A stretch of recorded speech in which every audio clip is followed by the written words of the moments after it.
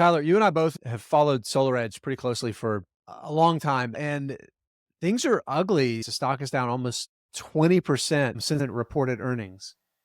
That's like the opposite of what happened for Enphase. Enphase's stock rocketed up after earnings. Two companies that operate in a similar industry. We talk about these all the time, and it's because it's an interesting story, something that you and I have looked at for a long time and said, man, this is an industry that has weirdly defied the gravity of the solar industry, but it looks like finally gravity has caught up to them. It has, and it's interesting to at some point, I think they're going to start defying gravity again, but how long is it going to take to get there? We'll talk through that. I'm Jason Hall. This is Investing Unscripted. This video is sponsored by The Motley Fool. If you're looking for even more great stock ideas, our special link is fool.com/unscripted. Check it out. The Motley Fool is going to give you some great stock ideas for free. Okay, Tyler, what does SolarEdge do?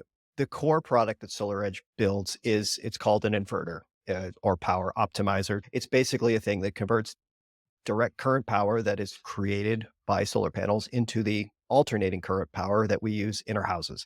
It's an essential product on solar panels. Basically, if you own a solar panel, you have to have these for residential installations. Actually, at each panel, that's written into a lot of building codes today because they're a fire prevention measure as well as the power conversion.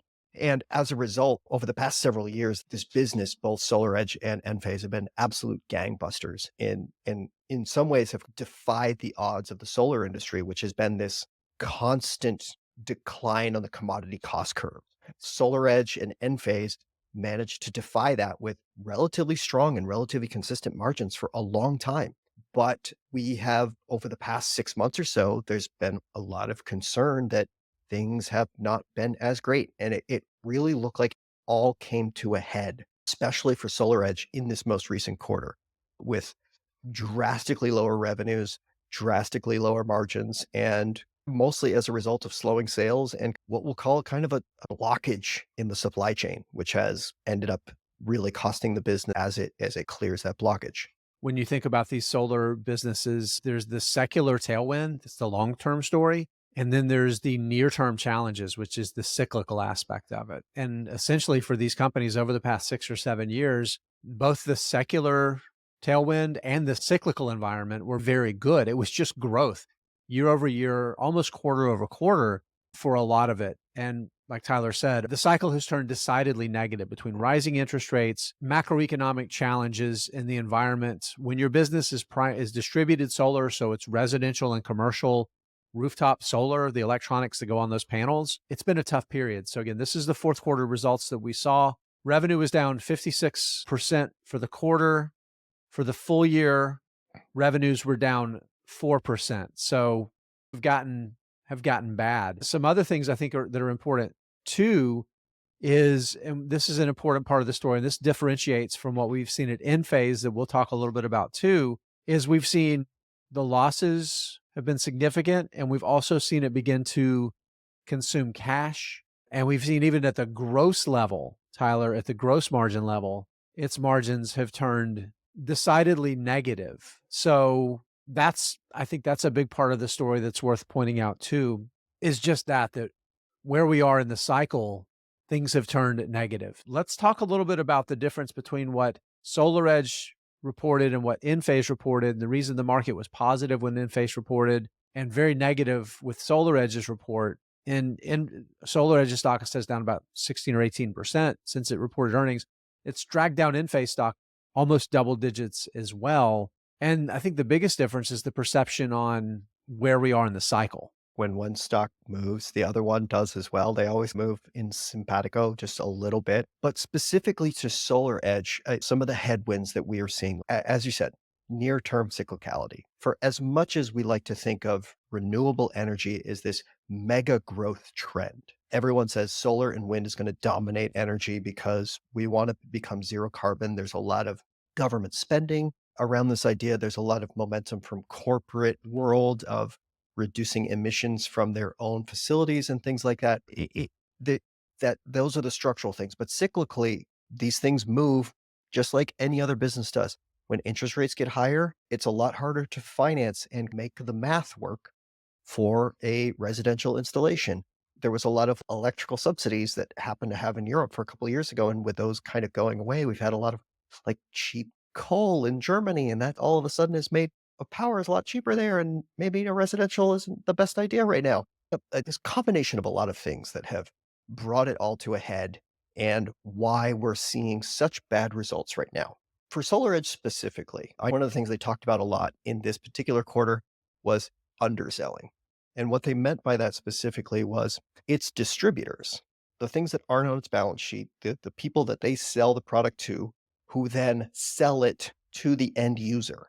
Those distributors were seeing a mounting or a large growth of their inventories, and they wanted to dwindle those down. They didn't want to sit on massive piles of inventory. It just doesn't make sense.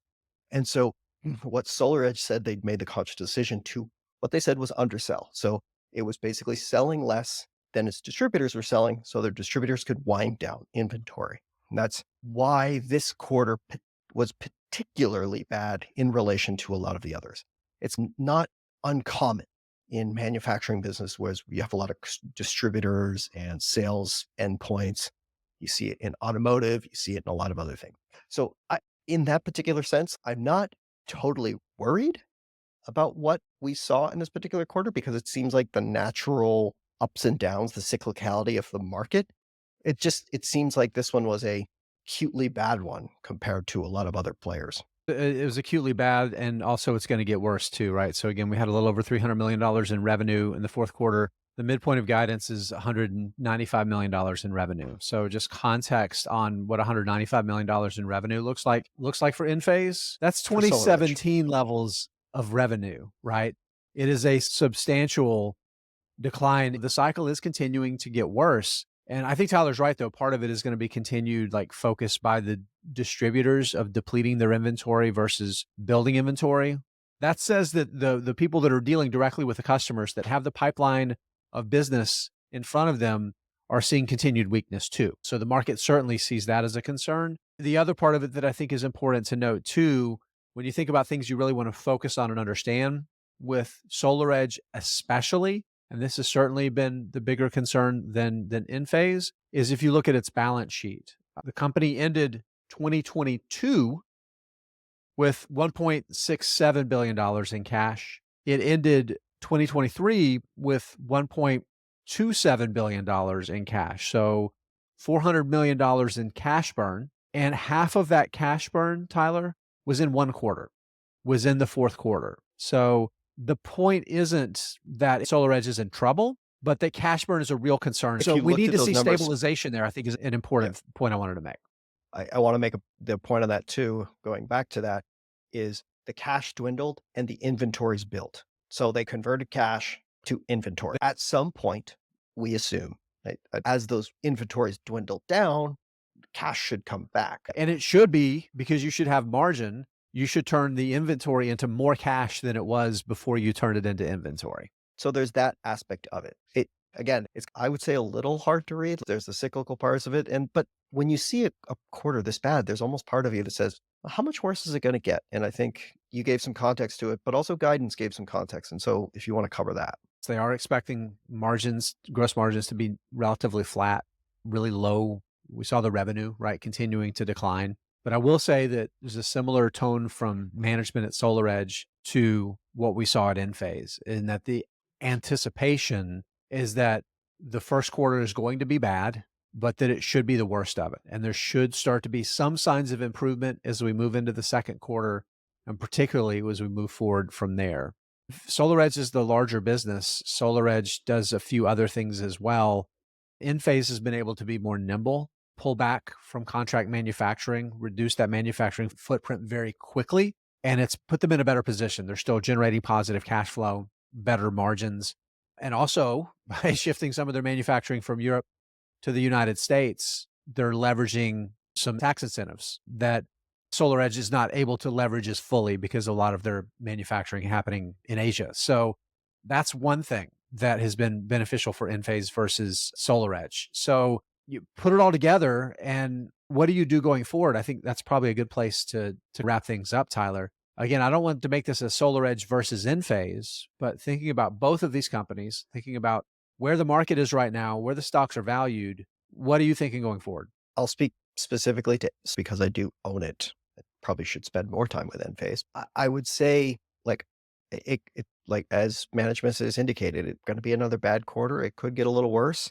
We're still talking about higher interest rates, which means higher financing costs, which means fewer residential solar projects possible. So I'm in no rush. In the coming year, I wouldn't be afraid to add to that position.